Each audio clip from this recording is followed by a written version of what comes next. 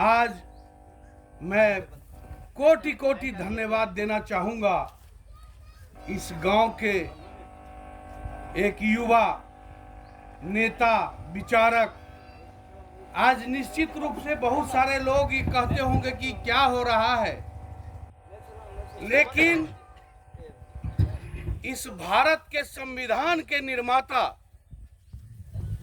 और महान शिक्षाविद, अर्थशास्त्री और आजाद भारत के प्रथम कानून मंत्री, उनके प्रतिमा का आज लोकार्पण के इस शुभ अवसर पर, और जिसमें कामोद राम जी का एक अप्रतिम, जिसकी कोई प्रतिमा नहीं हो सकती, वह काम इनके द्वारा किया गया है। मैं इस अवसर पर जितने भी यहाँ अभिन्न मित्र, माताएं एवं बहन और स्वजन यहाँ उपस्थित है, मैं उनका करना चाहूंगा।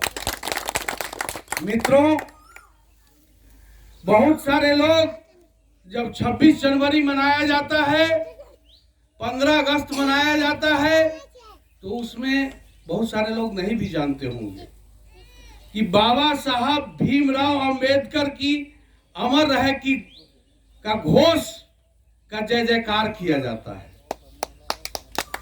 निश्चित रूप से इस भारत के निर्माण में उनका बहुत ही बड़ा योगदान। अगर किसी ने स्वतंत्रता की लड़ाई लड़ी, लेकिन उसके बाद अगर पूर्ण रूप से स्वतंत्रता अगर मिला तो बाबा साहब के दिए गए संविधान के द्वारा मिला। आज हम लोग उनकी जयंती मना रहे हैं। वे देवतुल्य थे। उन्होंने अस्पृश्यता, छुआछूत को नजदीक से देखा था, उन्होंने अनुभव किया था। बचपन में बहुत एक फिल्म भी निकला हुआ है इस पर। बचपन में जब वे शिक्षा ग्रहण करने के लिए जाते थे तो ऐसी व्यवस्था थी समाज की जिसमें बैठने के लिए भी इनको अलग जगह दिया जाता था, पानी पीने नहीं दिया जाता। अनुभव के साथ इन्होंने मैट्रिक की परीक्षा पास की। इनका जन्म 1851 महू और मध्य प्रदेश जो अभी राज्य है वहां हुआ था। इन्होंने अपने प्रतिभा के बल पर और आरक्षण छत्रपति शाहू जी महाराज के द्वारा इनको छात्रवृत्ति प्रदान करके मुंबई भेजा गया। मुंबई के बाद इंग्लैंड गए और वहां से इकोनॉमिक्स में इन्होंने एमए किया, डॉक्टरेट की उपाधि ली, एलएलबी किया, कानून के रूप में इन्होंने प्रैक्टिस भी किया और एक प्रोफेसर के रूप में मुंबई में पढ़ाया भी। इन्होंने अपने जीवन काल में अध्ययन किया।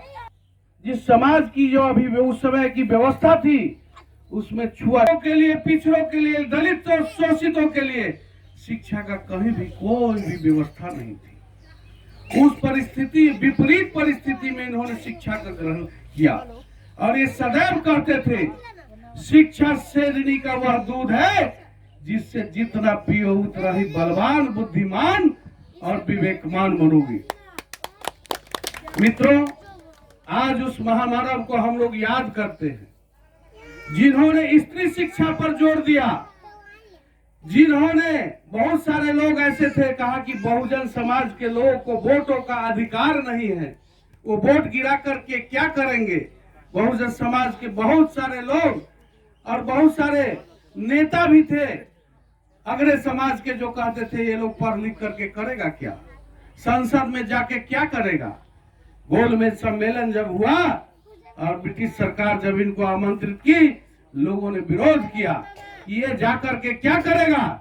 इन्होंने कहा कि आजादी देना, लेकिन आजादी के साथ साथ हमें अधिकार भी चाहिए, वोट देने का अधिकार, हमें समान शिक्षा का अधिकार, उसके बाद हमें आरक्षण चाहिए।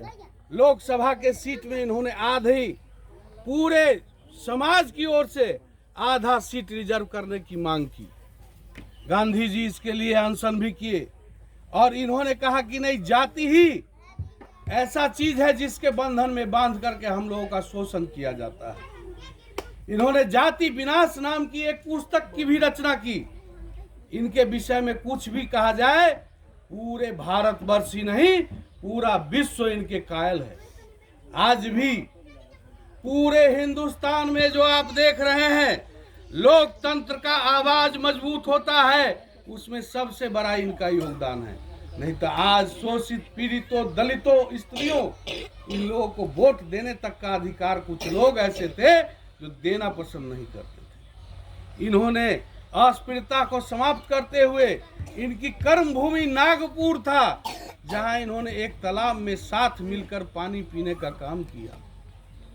लोगों को सदैव ये पर बताते रहे कि शिक्षा प्राप्त करो, अपने अधिकारों को प्राप्त करो, और आज उस यावर महान व्यक्तित्व को हम याद करते हैं। मैं धन्य मानता हूं इस मिथिलांचल की नगरी और वहां के इस बलवा पंचायत जो कृत्य है, और कामोद राम जैसा व्यक्ति जो उस स्वर्णाक्षर को इस गांव में ला करके स्थापित किया। ये आने वाले समय में इतिहास के स्वर्णाक्षरों में लिखा जाएगा। मित्रों, आज हम जानते हैं कि कभी भी कोई नई बात होती है तो उनकी आलोचना भी होती है, समालोचना होती है। जब लोग समझने लगते हैं तो उसी को अंगीकृत और स्वीकार करते हैं। आज संविधान निर्माता, वो एक ऐसा भी समय था जब ये इंग्लैंड में भी गए तो इनको रहने के लिए डेरा नहीं देता था। लोग कहता था कि नहीं, ये तो छुआ, वहाँ कुछ राजा महाराजा के बेटे पढ़ते थे और उन्होंने इनके विषय में बताया। लेकिन इनके लिए भी एक वैसा व्यक्ति था, छत्रपति साहू जी महाराज, जो भारत में आरक्षण के जनक माने जाते हैं। इन्होंने इसको पूरा मदद किया। एक समय आया जब छत्रपति साहू जी महाराज की मृत्यु हो गई, तब ये असहाय महसूस करते थे, लेकिन इन्होंने कहा कि मैं असहाय नहीं हूँ, मेरे पास उनकी दी हुई, उनकी दिशा दिखाई हुई और शिक्षा मेरे पास है। यही एक ऐसा हथियार था जिसके चलते आज हम लोग सामान्य रूप से जीवन जी रहे हैं। ऐसा भी था, उसके बावजूद भी आज भी लोग उसको दरकिनार करके, संविधान को दरकिनार करके लोगों का शोषण करते हैं। जब तक आप शिक्षा प्राप्त नहीं कीजिएगा, विवेक नहीं आएगा, चरित्र नहीं बनेगा और अपने अधिकार को आप प्राप्त नहीं कर सकते हैं। आज हम इस अवसर पर संकल्प लें कि बाबा साहेब के दिखाए हुए रास्ते पर उनके जो चरित्र है और उनके चरित्र का अध्ययन कर उस रास्ते पर चल के और इस भारत को समृद्ध भारत और विश्व गुरु बनाने का काम करें। इसी क्रम में भारत के प्रधानमंत्री नरेंद्र मोदी, आज इससे पहले भी आप सरकारें थी, इनको भारत रत्न देने में भी देर किया गया। 1990 में इनको भारत रत्न दिया गया। ऐसी परिस्थितियां भी थी, बहुत सारे कमिटियों से में भी इनका चयन नहीं होता था, लेकिन इनकी प्रतिभा ऐसी थी और समय, इस भारत भूमि की ऐसी कृपा थी जो हर जगह इनको लाना पड़ा। और आज ये ऐसी स्थिति है कि हम वोट गिराते हैं, हमारा वोट का उतना ही महत्व होता है जो राजा महाराजा के बेटे का वोट का महत्व होता है।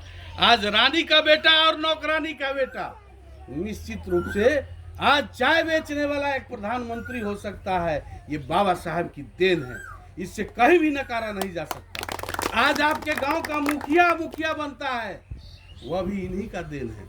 अगर कोई भी, मुझे पता चला कि बहुत सारे जनप्रतिनिधि इस कार्यक्रम में आने से कतराए हैं, मैं उनको सावधान करना चाहता हूँ। ये ऐसी अग्नि की लपट है, ऐसा शिक्षा का तेज है, या तो अंगीकृत करो, नहीं तो जल के भस्म हो जाओगे।